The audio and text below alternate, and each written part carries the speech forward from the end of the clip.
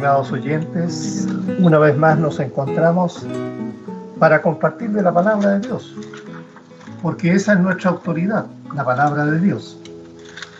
Y todo lo que conversamos de ella es para el bien del hombre, para que sea guiado y camine conforme a la voluntad de Dios. El tema de hoy lleva por título Plenitud de la vida en Cristo. Y el pasaje que vamos a analizar se encuentra en Colosenses, capítulo 2, versículos 14 al 23. Le voy a pedir a mi esposa, hermana Nafé Talía, que me lea estos versículos. Amén. Anulando el acta de los decretos que había contra nosotros, que nos era contraria, quitándola de en medio y clavándola en la cruz. Y despojando a los principados y a las potestades, los exhibió públicamente, triunfando sobre ellos en la cruz.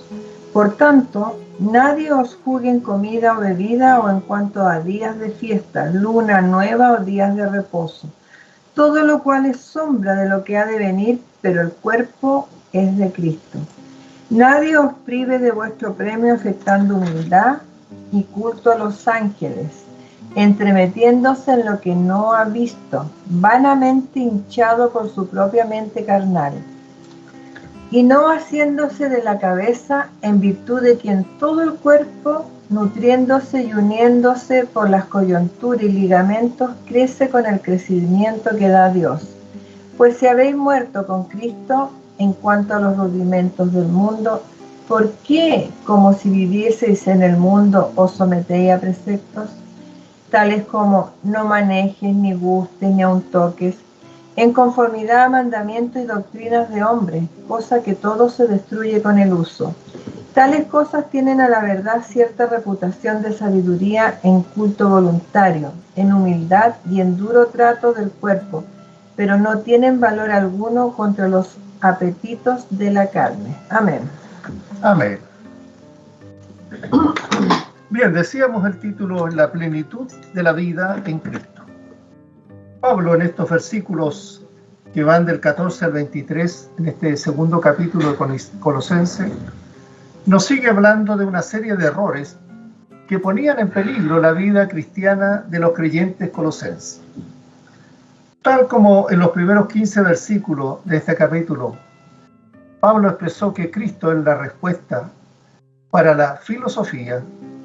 Ahora, entre los versículos 14 al 23, trata sobre los peligros a que se exponían estos creyentes colosenses, como por ejemplo el de caer en el error del legalismo, el misticismo y el ascetismo. Como se dijo en el mensaje anterior también, la fe del cristiano siempre está en peligro de caer entre dos amenazas extremas. Por una parte, existe el peligro de que su fe pueda evaporarse a una filosofía, y esto se convierte solo en un vapor que se desvanece. Y el segundo peligro, o un peligro opuesto, es que su fe se congele de una forma tal que su fe se convierta nada más que en un rito, es decir, en un ritualismo, en una rutina. Cuando uno de estos extremos constituye un verdadero peligro, cada uno por sí, porque el Señor Jesús se calificó a sí mismo como el agua de vida. Por eso ahí encontramos en Juan 7:38, el que cree en mí, dijo el Señor Jesús, como dice la Escritura, de su interior correrán ríos de agua viva. Nuevamente vemos que la respuesta viene y siempre se encuentra en la palabra de Dios. Y solo por ella podemos llegar a entender una relación personal con Jesucristo. La respuesta entonces a la filosofía es para la mente, y la respuesta a los ritos o al ritualismo es para el corazón. Y solamente en Cristo siempre vamos a encontrar respuestas. Veamos entonces, leamos de nuevo el capítulo 14. Anulando el acta de los decretos que había contra nosotros, que nos era contraria, quitándola de en medio y clavándola en la cruz. Cuando Pablo dice que Dios anuló el acta de los decretos que había en contra de nosotros, se refiere a que nuestra vieja naturaleza ha sido condenada. Es importante tener presente que cuando el Señor Jesús murió, se escribió sobre la cruz lo siguiente, ahí en Juan 19:19b: Jesús Nazareno, Rey de los judíos.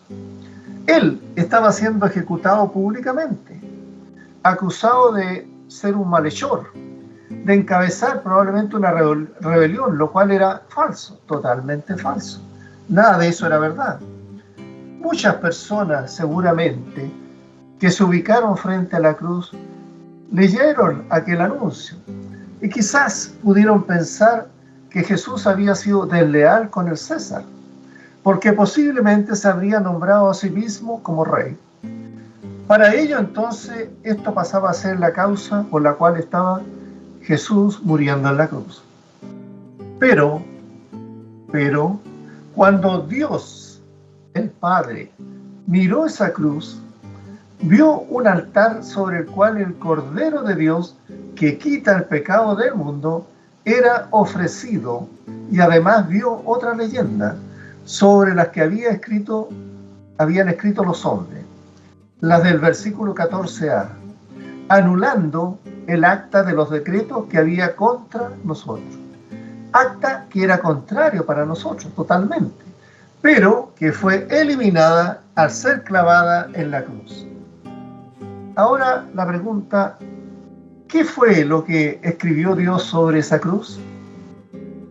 Él escribió los 10 mandamientos, escribió la ley que no somos capaces de cumplir, las ordenanzas de cuyo incumplimiento somos culpables. Cuando Cristo murió en la cruz, no murió porque había quebrantado la ley.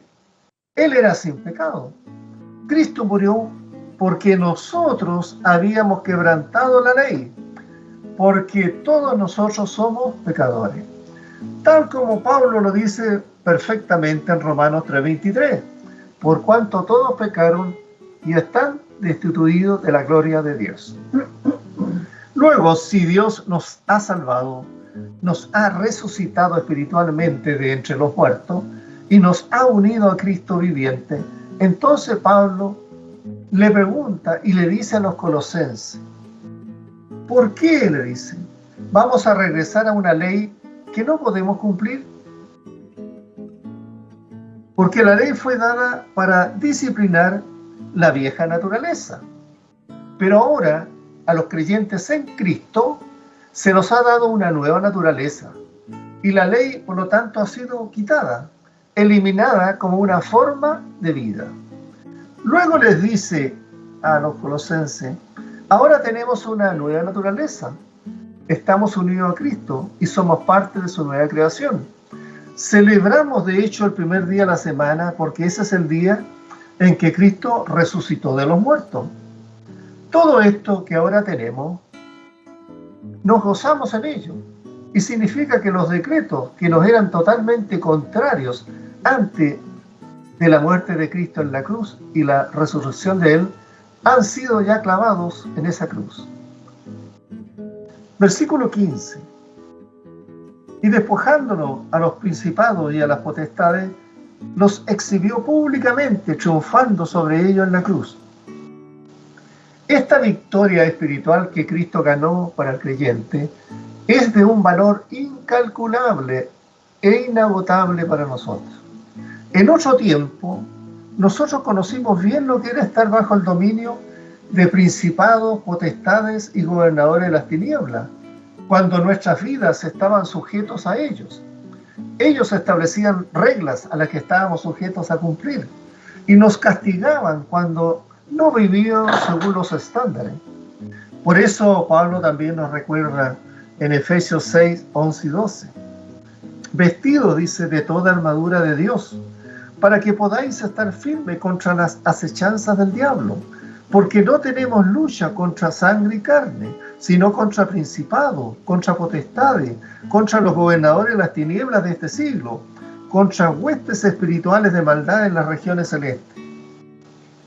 A veces estos principados y potestades son benignos.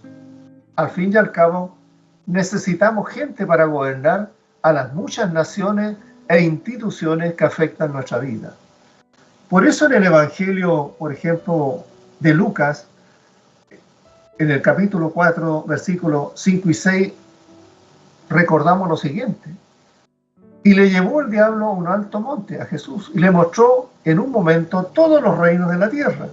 Y le dijo el diablo, a ti te daré toda esta potestad y la gloria de ellos, porque a mí me ha sido entregada y a quien quiero la doy.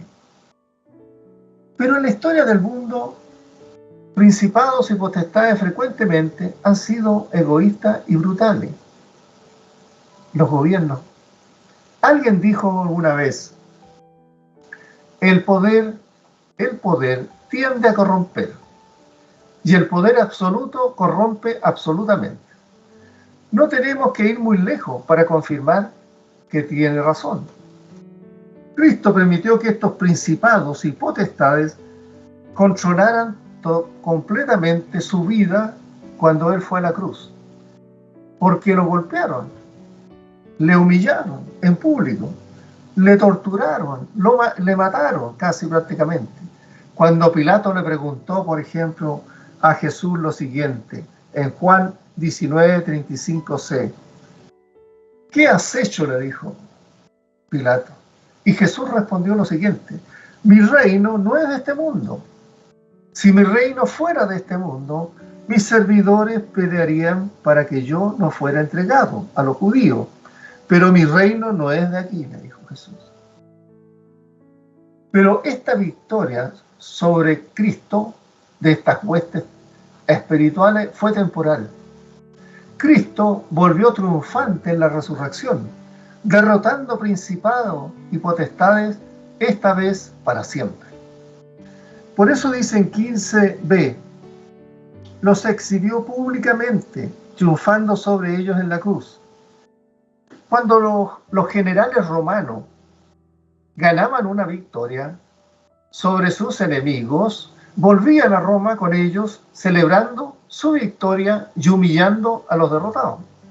Cristo les ha avergonzado estas huestes espirituales con su triunfo sobre ellos para demostrar que Él es, y no ellos, el que tiene la última palabra. Principados y potestades entonces ahora han quedado indefensos, y Cristo es el soberano real. Ahora en los versículos 16 y 17, Cristo está dando una respuesta al ritual, al ritualismo, y es para el corazón. Dice en los versículos 16 y 17, por tanto, nadie os juzgue en comida o en bebida, o en cuanto a días de fiesta, la luna nueva o días de reposo, todo lo cual es sombra de lo que ha de venir, pero el cuerpo es de Cristo. Ahora entonces le dice a los colosenses, el creyente en Cristo no tiene que cumplir ordenanzas que sean solo rutinarias. Estas no tienen valor alguno para el presente. Dios dio ciertos rituales para la gente, pero en el Antiguo Testamento. Entonces, ¿qué ha cambiado? Pablo explicó que estos rituales eran simplemente sombra de lo que había de venir, le dice. Por tanto, dice también, nadie os juzgue. La frase por tanto es muy importante. Conecta esta idea con la idea anterior, es decir, que fuimos despojados de los principados y potestades. Como Jesús ganó tan gloriosa victoria en la cruz, no debemos dejar que nadie os juzgue en comida o en bebida, ni ningún otro asunto relacionado con el legalismo. Una vida centrada en Cristo y en lo que Él hizo en la cruz no tiene lugar para el legalismo. En comida o en bebida o en cuanto a días de fiesta, luna nueva o días de reposo, todo lo cual es sombra de lo que había de venir. La ley del Antiguo Testamento tenía ciertas disposiciones que fueron eliminadas en Jesús con respecto a cosas como la comida o los días de reposo. No es que esas leyes eran malas, simplemente eran una sombra de lo que había de venir. Una vez que el cuerpo es Jesucristo, ¿sí?, ha llegado, ya no necesitamos esa sombra, porque Jesús es la cabeza de ese cuerpo. Este punto es claro. Días y comida, como se observaban bajo la ley de Moisés, ya no son obligatorios para la gente del nuevo pacto. Así que para el cristiano, todas las comidas son puras y todos los días le pertenecen a Dios. Recordemos lo que Pablo escribió en 1 Timoteo 4, 4 y 5. Ahí Pablo dijo lo siguiente: porque todo lo que Dios creó es bueno, y nada es desecharse si se toma con acción de gracia, porque por la palabra de Dios y por la oración es santificado. Por eso cada vez que vamos a comer, al orar, santificamos lo que vamos a comer. Esta verdad entonces contradice lo que algunas denominaciones siguen practicando y haciendo obligatorio el abstenerse de ciertas comidas y de guardar días de reposo. Otro también de los errores que tenían peligro, ¿cierto?, estaban con peligro para estos cristianos colosenses, era el misticismo.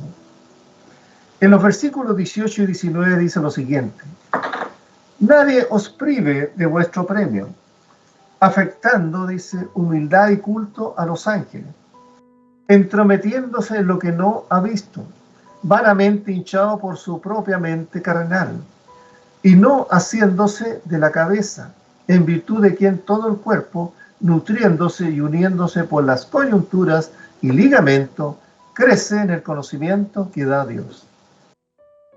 Así que dice en 18a, nadie os prive de vuestro premio.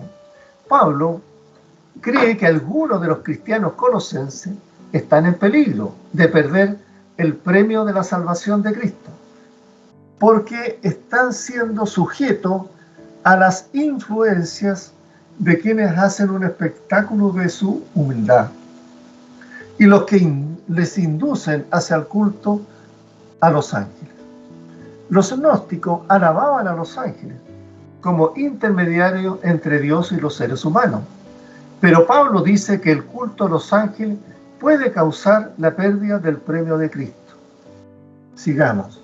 Los gnósticos se enorgullecían de las visiones especiales de las cosas secretas, que no estaban abiertas a los ojos de los hombres y mujeres ordinariamente. Por eso en versículo 18b dice, afectando humildad y culto a los ángeles. La fingida humildad y del culto a los ángeles eran parte de la falsa enseñanza que preocupaba a los cristianos colosenses. Es por esto que Pablo toca de nuevo estos temas a través de esta carta a los colosenses.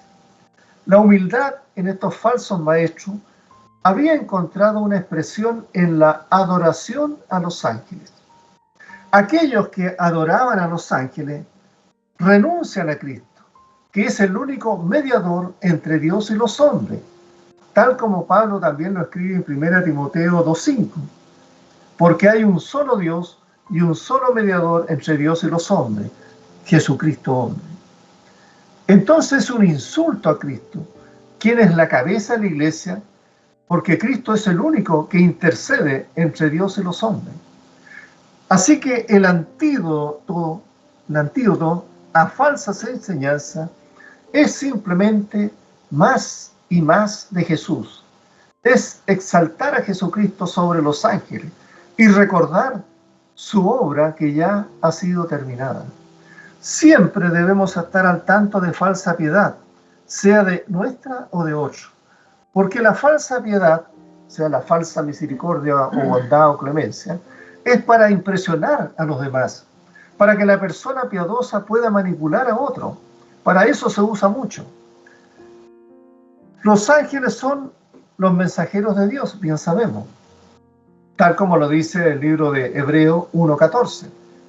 Dice, ¿no son todos espíritus ministradores, enviados para servicio de los que serán herederos de la salvación? Son parte del orden creado, pero no son el creador. Ellos están sujetos al juicio de las ofensas. Pablo dice que los humanos juzgaremos a los ángeles. Ahí en 1 Corintios 6:3. ¿O no sabéis que hemos de juzgar a los ángeles, cuando más las cosas de esta vida? Los ángeles merecen respeto, pero Cristo es muy superior a los ángeles. Ahí en 1 de Pedro 3, 21b, 22 dice: por la resurrección de Jesucristo, quien habiendo subido al cielo está a la diestra de Dios, y a él están sujetos ángeles, autoridades y potestades. Clarísimo, Dios es soberano. Entonces debemos alabar a Dios y no a los ángeles. Alabar, exaltar a los ángeles está en conflicto con el primer mandamiento que Dios dio en Éxodo 23. No tendrás dioses ajenos delante de mí. También se repite en Mateo 4:10. Hoy, en el tiempo en que vivimos, el culto a los ángeles sigue siendo un problema. Los ángeles aparecen en la televisión y en las películas. Son imágenes populares en tarjetas. Hay ángeles que se coleccionan. Algunos, aunque esto puede parecer inicuo, también tienen la capacidad de fluir lentamente hacia la idolatría. La prensa popular hoy representa a los ángeles como algo bonito, delicado y femenino, pero los ángeles bíblicos tenían nombre de varón, o no había ningún indicio de su género. A menudo eran algo de temer. Como es verdad con todo, debemos tener cuidado de no dejarnos seducir por la cultura popular. Debemos estar seguros de que alabamos a Dios y no a los ángeles, que alabamos al Creador y no a la creación. Ahora en el versículo 18c, dice ahí: entrometiéndose en lo que no ha visto. Los falsos maestros en Colosas reclamaban tener autoridad basada en visiones que habían tenido, pero Pablo dice que no han tenido visiones. Debemos tener cuidado con la gente que clama tener visiones o haber recibido algún tipo de autoridad personal de parte de Dios. Este tipo de persona habitualmente muestra ser de poca confianza. A la vez hay resultados trágicos. ¿Se recuerdan aquellos 900 seguidores de Jim Jones que se suicidaron o fueron asesinados por confiar en este hombre? No necesitamos visiones especiales. En el pasado, Dios nos habló a través de los profetas. Hoy nos habla a través de su Hijo. Por eso en el libro de Hebreos 1 y 2 dice: Dios, habiendo hablado muchas veces y de muchas maneras en otro tiempo a los padres por los profetas, en estos postreros días nos ha hablado por el Hijo, a quien constituyó heredero de todo y por quien asimismo hizo el universo. Y en 18d, vanamente dice: hinchado por su propia mente carnal. Estos falsos líderes que estaban influenciando a la iglesia de Colosas se encontraban inflados, soberbios y engreídos a causa de su mente carnal.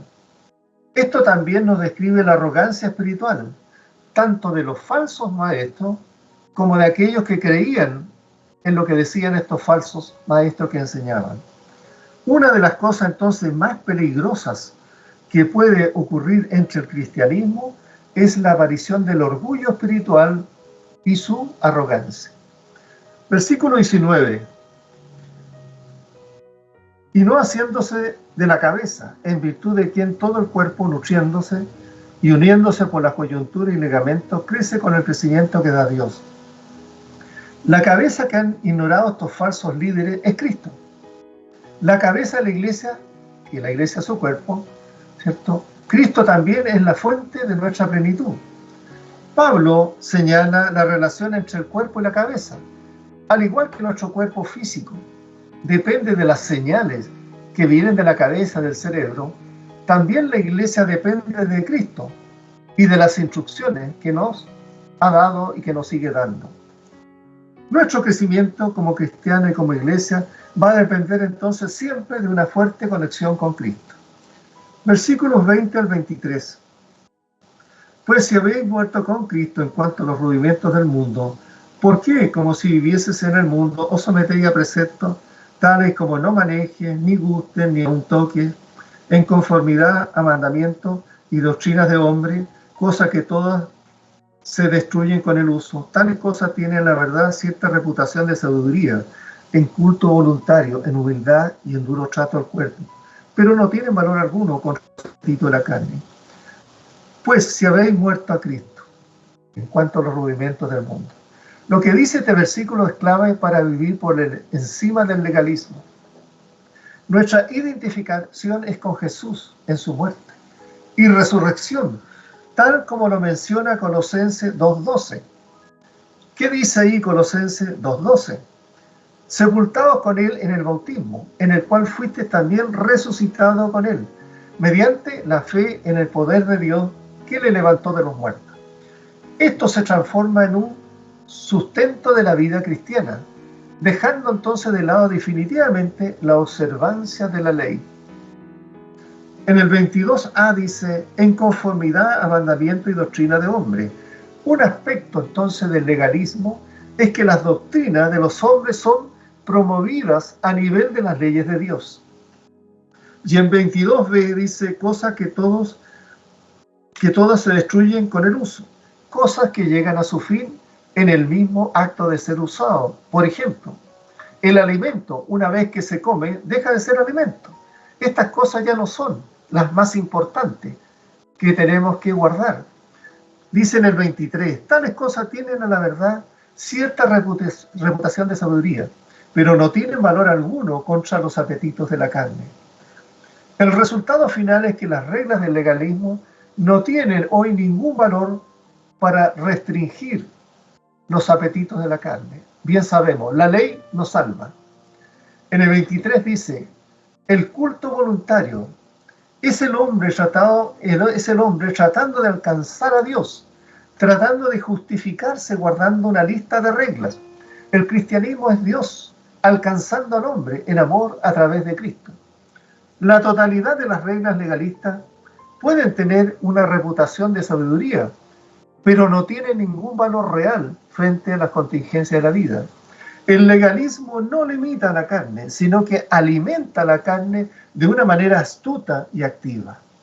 En resumen, estimados oyentes, si usted ha muerto cuando Cristo murió, no debe regresar a su vida anterior, a la que era antes de la cruz. Los ejemplos que hemos encontrado en estos versículos parecen describir al orgullo que pretende imitar a la humildad.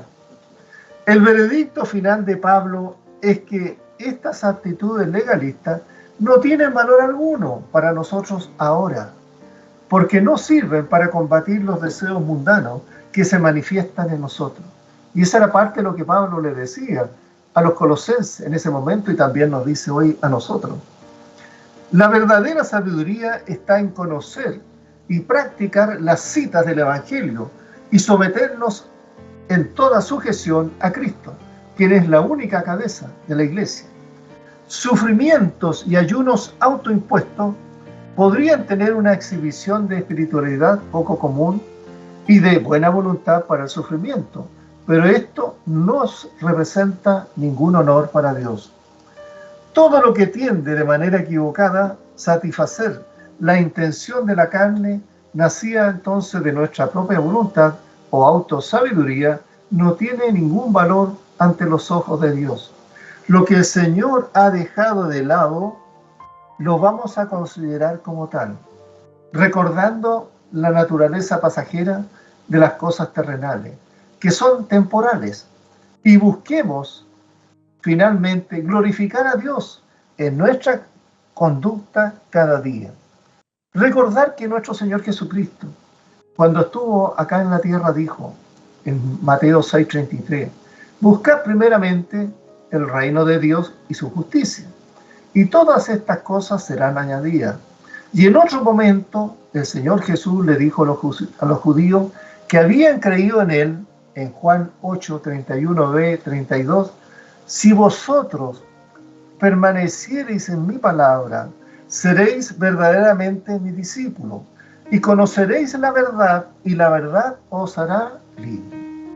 Nosotros ahora, estimados oyentes, gozamos de esa libertad que Cristo nos ha dado al habernos recibido como Salvador y Señor de nuestra vida. Amén. Oremos.